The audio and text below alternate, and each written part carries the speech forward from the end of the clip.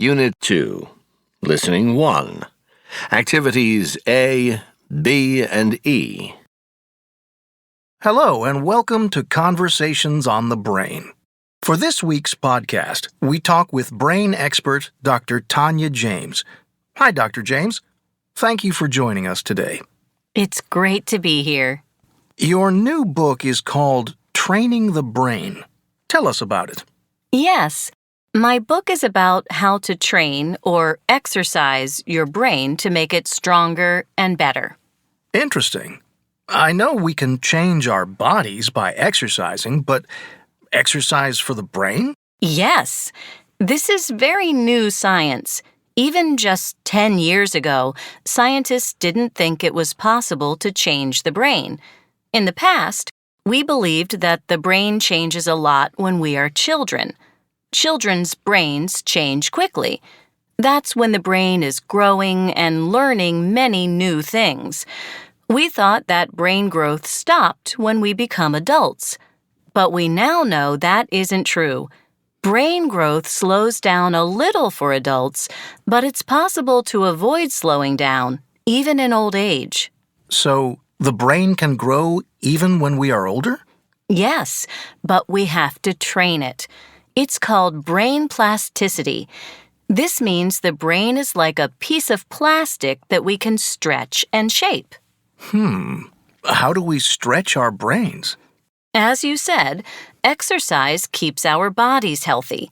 It's the same with the brain. We exercise our brains when we learn new activities. Learning is like exercise for the brain. Research shows that when we learn something new, our brain grows and becomes stronger. The best activities for the brain are complex and creative ones. Could you give some examples of complex and creative activities? Yes, it's important to choose activities carefully. Complex activities are things we need to practice to become good at. For example, a new language or a sport like swimming or tennis. This also includes creative activities like painting and music. I see. So, you're saying we should never stop trying new things? That's right. But don't make the mistake of learning too much at once. It's not healthy to do too many activities. It's better to choose just one and practice often. Research shows that practicing a new activity has a positive effect on the brain. Can you say more about the positive effects? Yes. Brain training can also help the brain get better after an injury or accident. I know from my own experience. A few years ago, I fell while riding my bicycle and hit my head. After the accident, I had difficulty remembering things, and I sometimes became confused easily. Oh, I'm sorry to hear that. That's okay. That's when I learned about brain training.